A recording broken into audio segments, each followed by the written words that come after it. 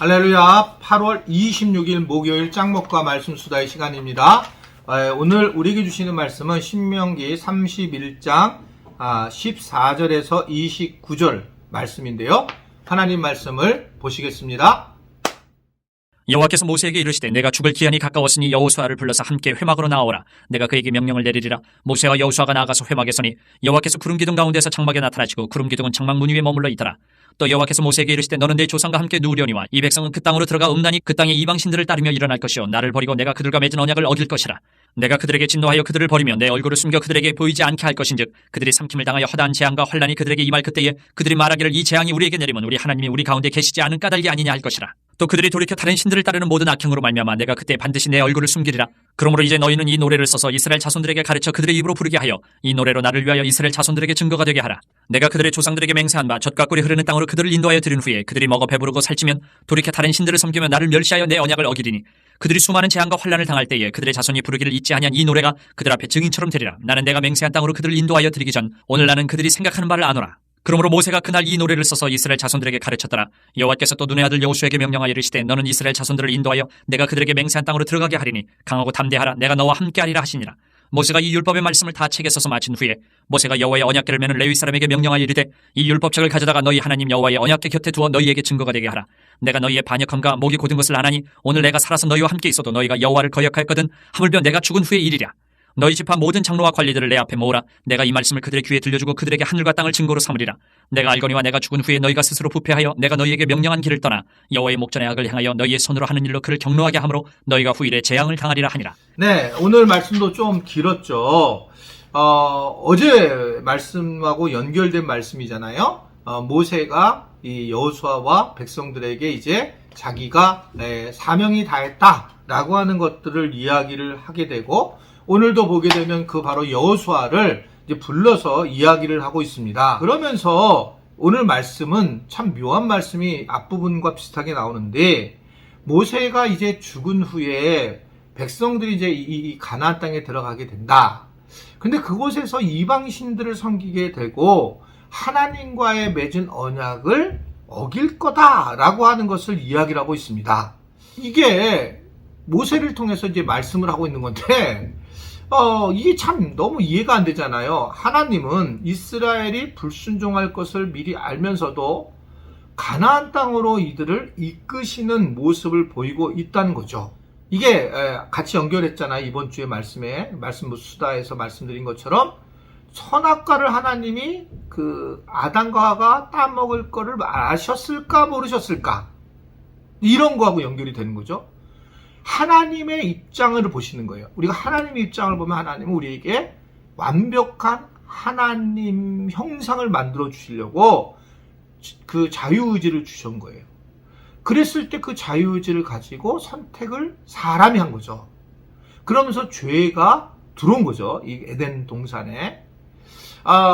하나님은 가나안 땅에 이들을 잘 데리고 갔을 때에 결국 이들이 죄를 범할 가능성이 높다라는 것을 아는 것은 이들에게 자유의지가 있는데 이들이 이미 숱하게 오랜 기간 동안 이 아담과 하와부터 이 출애굽하는 모든 과정까지 사람들이 한 모습을 보게 된 거죠.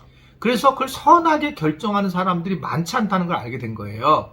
그러니까 하나님은 그곳에 가서 결국은 그 하나님이 약속한 가나안 땅을 가게 했지만 이들이 죄를 범할 가능성이 높다라고 하는 것을 알게 되었고 그리고 그래서 우리가 여기서 관심 있어야 될 것은 하나님은 그러나 결코 포기하지 않으신다는 거예요. 아멘이세요?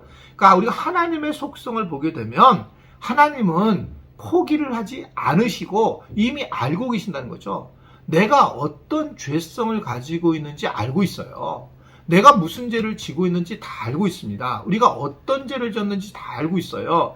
그 죄를 알고 있는 것을 하나님은 그것을 알고 있으면서 죄인 되었을 때에 우리 예수님을 나를 위하여 십자가에 달려 돌아가게 하시고 결국은 우리를 구원하게 하셨다라고 하는 것을 말씀을 하고 있는데 하나님은 알고 계시면서도 우리에게 그렇게 사랑을 베푸시는 그런 분이시다라고 하는 것을 말씀하는 겁니다. 궁금하시죠? 어떤 사람들이 목사님이 되고 목회자가 될까? 저도 정말 궁금했어요. 저에게 매형이 목회자가 가까이 매형이 목회자였는데 매형한테 맨날 그거 물어봤어요. 아니 어떻게 해서 목사님이 됐어요? 어떻게 해서 목사님? 저는 이제 일반 대학을 다녔던 사람이잖아요. 계속 궁금해서 그걸 물어봤던 적이 있어요. 정말 궁금한 거예요. 어떻게 해서. 그런데 예상보다 쉽게 하나님의 말씀이 임하게 되었을 때에 가치 있는 것이 정말 무언가라고 생각했을 때 그랬을 때에 쉽게 올 수 있었고 이제 돌이켜 봤을 때에는 하나님 말씀대로 이렇게 살았던 것이 굉장히 중요하다. 그러면 내가 중간에 그러면 아무 일이 없었냐? 아니요. 죄된 일을 많이 했죠. 정말 죄된 일을 많이 하고 하나님이 없는 것처럼 살아왔고 지금도 여전히 마찬가지예요. 여전히 뭐 죄된 모습이죠. 그럼에도 불구하고 하나님이 내 죄된 모습을 모르셨을까? 그럴 때마다 하나님 앞에 내 자아를 내려놓고 내 문제임을 깨닫고 회개하는 모습을 보인 그런 모습이 있는 거죠. 내 잘못이다. 내가 모든 문제에 내가 잘못임을 인정하고 하나님께 돌아오게 됐을 때에 하나님께서 늘 나를 붙잡아 주시고 세워주신 것을 저는 느끼고 있습니다. 이 하나님 정말 부끄러운 우리가 모습이지만 하나님은 그래도 그 부끄러운 모습을 여전히 사랑해 주시는 그런 분이시라는 것을 깨닫게 되게 됩니다. 그래서 계속 우리로 하여금 이러한 죄성 안에 있는 거 하나님이 알고 있는데 그래서 연속으로 강조하는 게 뭐냐면 말씀으로 살아가야 된다라는 겁니다. 왜냐하면 죄를 깨달을 수 있는 것은 말씀밖에 없기 때문에 그래요.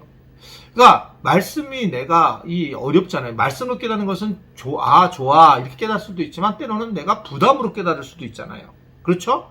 그러니까 우리 목사님 말씀이 좋아. 그럼 자기 마음을 좋게 해서가 말씀이 좋은 게 아니에요. 그런 부분도 있겠지만 내가 잘 믿음 생활하니까 또 마음을 깨닫게 하고 이런 말씀이구나 해석하는 것에 대한 능력도 있지만 진짜 내가 이 말씀을 내가 깨닫는다는 건 뭐냐면 내가 지은 죄가 드러나는 거거든요.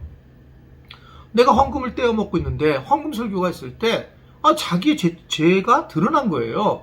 그러면 그건 저는 11조를 안 본다 하지만 주님은 아시잖아요. 예를 들면 그런 것들에 대해서 합리화시키지 말고 그렇게 내가 죄성인 것을 알고 하나님 앞에 다시 드리는 거죠. 그런 것들을 왜 헌금 설교하고 왜 그러냐 이렇게 얘기하는 게 아니에요. 그게 아니라 그런 모습으로 세워질 때에 그때 결국은 하나님의 은혜를 우리가 누리면서 하나님의 사랑을 경험할 수 있다라고 하는 것을 볼 수가 있습니다.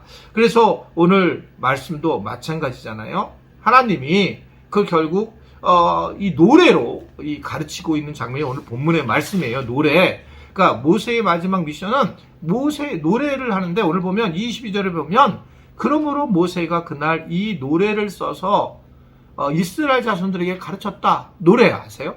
노래는 우리가 말씀을 많이 이해할 수 있는 거죠. 찬양은. 그러니까 예전에도 이 노래를 통해서 동요를 통해서 결국은 많은 사람들에게 그 문화와 세계관을 전했던 것들을 우리가 너무나도 잘 알죠. 그러니까 저도 예전에 어렸을 때 불렀던 그냥 지금 아마 나오는 게 없겠지만 노래가 있어요. 뭐냐면 무찌르자 공산당 몇 해만이냐 이런 고무줄하는 노래예요. 근데 지금 생각하면 이런 이념적인 노래가 어디 있겠어요. 무찌르자 공산당. 그러니까 이게 어렸을 때 놀았던 방식입니다. 노래로. 그러니까 어떻게 보면 이건 나쁜 의미도 있겠지만 또 나쁜 의미만 아니죠. 근데 이 성경에 나온 이야기를 노래로 지금 잘 이해할 수 있도록 하고 있는 걸 볼 수 있습니다. 우리가 자녀들에게도 마찬가지예요. 노래로 가르쳐줘야 되거든요. 노래로. 그래서 아이들 하여금 말씀을 잘 지혜롭게 가르쳐야 된다는 거죠. 예전에 제가 화학 기호를 외우는데 못 외우겠는 거예요. 저는요. 수학을 잘 못해서. 그래서 제가 예전에 그 노래를 이수만이라는 사람 노래였는데 수리나카 루세프 반말감사알람부 이렇게 해서 제가 화학 성분을 외웠던 적이 있어요. 물리에서. 이런 것들처럼 뭔가 노래를 통해서 가르친다는 의미는 실제로 노래를 통해서 가르치기도 하지만 말씀을 쉽게 자녀들에게 주변 사람들에게 알려야 한다. 그래서 제가 많이 하는 작업이 그거죠. 옛날 말씀을 현대어로 어떻게 풀까? 현대적으로 어떻게 갈까? 이것에 제가 관심이 있는 이유가 바로 그것입니다. 왜냐하면 그래야지 말씀을 다음 세대들이 쉽게 접할 수 있기 때문에 그렇다. 오늘 말씀의 내용은 하나님은 다 알고 계시는데 그 자비하심이 너무 크시고 우리가 여전히 말씀으로 죄를 깨닫는 자들이 되기를 원하신다. 이것을 알고 여러분들이 말씀으로 승리하는 그런 우리 모든 지체들이 될 수 있게 되기를 바랍니다. 기도하겠습니다. 오늘도 어제처럼 계속 하나님의 성품이 어떠시며 또 우리로 하여금 말씀으로 살기를 원하시는 하나님의 음성을 듣습니다. 주님, 말씀을 듣고 꼭 변화가 돼서 우리가 말씀이 나를 이렇게 바뀌었구나. 말씀 수다가 나를 바꿨다는 것이 아니라 그 말씀 수다에서 흘러나오는 하나님의 말씀이 나를 바뀌었다라고 하는 고백이 터지게 하시고 그런 은혜들이 곳곳에서 일어날 수 있도록 축복하여 주옵소서. 예수님의 이름으로 기도드리옵나이다. 아멘.